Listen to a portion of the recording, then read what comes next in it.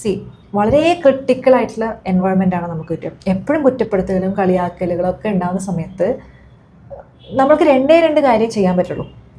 ഒന്ന്, ഈ പറയുന്നതൊക്കെ കേട്ട് സങ്കടപ്പെട്ട് ഡിപ്രഷൻ അടിച്ച് ലാസ്റ്റ് ആത്മഹത്യയിലേക്ക് പോവുക.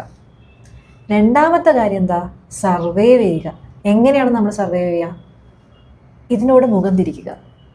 ഇത് കാണണ്ട, ഇവരെ കാണണ്ട, എനിക്ക് ഇവർ പറയുന്നത് കേൾക്കണ്ട. അപ്പോൾ നമ്മൾ പലരും എന്ത് ചെയ്യാൻ തുടങ്ങി?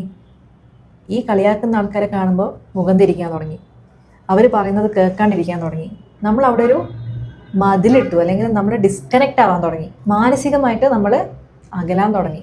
അത് നമ്മളുടെ സർവൈവലായിരുന്നു. നമ്മൾക്കുണ്ടായ പല മോശം സ്വഭാവങ്ങളും നമ്മളെല്ലാവരും ചെറുപ്പത്തിലുള്ള സമയത്ത് നമ്മളുടെ അന്തരീക്ഷത്തിൽ നിന്ന് രക്ഷപ്പെടാൻ ഉണ്ടാക്കുന്ന കുറേ സർവൈവൽ മെക്കാനിസമാണ്. ഇപ്പം എൻ്റെ കേസിൽ ഞാൻ എൻ്റെ സർവൈവലിനെടുത്ത ആ കവചമാണ് എൻ്റെ അഹങ്കാരം. എൻ്റെ ആ സർവൈവലിനെയാണ് അവർ അഹങ്കാരി എന്ന് പറയുന്നത്. അപ്പോൾ നമ്മൾ എന്താണ് ചെയ്യേണ്ടത്?